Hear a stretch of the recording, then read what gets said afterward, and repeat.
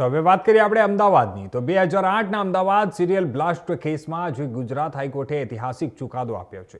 Trial court દ્વારા 38 આરોપીઓને ફટકારાયેલી ફાંસીની સજા અને 11 આરોપીઓને અપાયેલી આજીવન કેદની સજાને હાઈકોર્ટે યથાવત રાખી છે.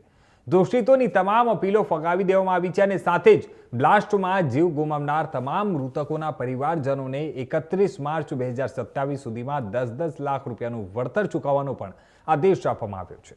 આ ચુકાદાને પગલે હાઈકોર્ટ પરિસરમાં ચુસ્ત પોલીસ બંદોબસ્ત ગોઠવવામાં આવ્યો હતો. અમદાવાદના ઇતિહાસનો સૌથી કાળો દિવસ. શહેરના 20 અલગ અલગ સ્થળોએ માત્ર 70 મિનિટમાં જ 21 સિરિયલ બોમ્બ બ્લાસ્ટ થયા હતા. આ ભયાનક હુમલામાં 56 નિર્દોષ લોકોના મોત નીપજ્યા હતા, જ્યારે 200થી વધુ લોકો ગંભીર રીતે ઇજાગ્રસ્ત થયા હતા. આ સમગ્ર કેસમાં અમદાવાદ સિટી સેશન્સ કોર્ટે દેશના ઇતિહાસમાં પ્રથમ વખત એક સાથે 38 આરોપીઓને ફાંસી અને 11 આરોપીઓને અંતિમ શ્વાસ સુધીની આજીવન કેદની સજા ફટકારી હતી. આ સજાની પુષ્ટિ માટે રાજ્ય સરકારે હાઈકોર્ટમાં અરજી કરી હતી, જ્યારે દોષિતોએ પણ સજા સામે અપીલ કરી હતી.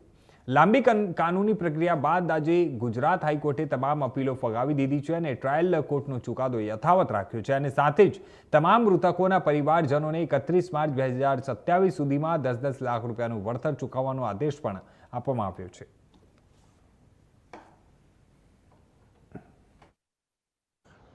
ગુજરાત હાઈકોર્ટે 2008 બોમ્બ બ્લાસ્ટના કેસમાં આજે ઐતિહાસિક ચુકાદો આપ્યો છે. સમગ્ર દેશ અને દુનિયાની નજર જેના પર હતી તે આજે ગુજરાત હાઈકોર્ટે જે 2008માં અમદાવાદ ખાતે જે સિરિયલ 21 બોમ્બ બ્લાસ્ટ થયા હતા, ગોધરાકાંડનો બદલો લેવા માટે જે આતંકવાદી કૃત્ય અમદાવાદ ખાતે કરવામાં આવ્યું હતું, તેની અંદર જે તમામ આરોપીઓ હતા, 49 આરોપીઓ હતા, એમાંથી 38 આરોપીઓને ફાંસીની સજા અને 11 આરોપીઓને આજીવન કેદની સજા ફટકારી હતી. તેને લઈને ગુજરાત હાઈકોર્ટે આજે જે ચુકાદો હતો ટ્રાયલ કોર્ટનો, સ્પેશિયલ કોર્ટનો, તેને યથાવત રાખ્યો છે. જો સિરિયલ બ્લાસ્ટની જો વાત કરવામાં આવે તો અમદાવાદની અંદર 2008ની અંદર 21 સિરિયલ બ્લાસ્ટ એક પછી એક કરવામાં આવ્યા હતા.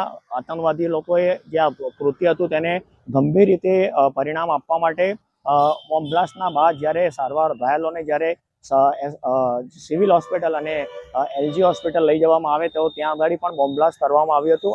આની અંદર 56થી વધારે લોકોના, નિર્દોષ લોકોના ઘટના સ્થળ પર જ મોત થયા હતા અને 200થી વધારે લોકો ગંભીર રીતે આ બોમ્બ બ્લાસ્ટમાં ઘાયલ થયા હતા.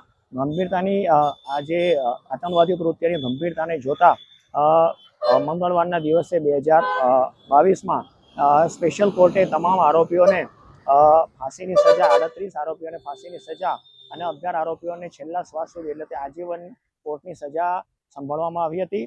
આ જ ચુકાદાને આજે ગુજરાત હાઈકોર્ટે યથાવત રાખ્યો છે. તેમ તે જ્યારે પણ ડેથ જે ફાંસીની સજા સંભળાવવામાં આવતી હોય છે તેને લઈને ગુજરાત હાઈકોર્ટની મંજૂરી જરૂરી હોય છે અને તેના લીધે આજે 2.5 વર્ષના લાંબા સમયગાળા બાદ આ ચુકાદાને યથાવત રાખતા તમામ જે પીડિત પરિવારો હતા તેમને ત્યાં હાશકારો અનુભવે છે અને પીડિત પરિવારોનું એવું પણ માનવું છે કે તમામ આરોપીઓને ફાંસીની સજા આપવામાં આવે.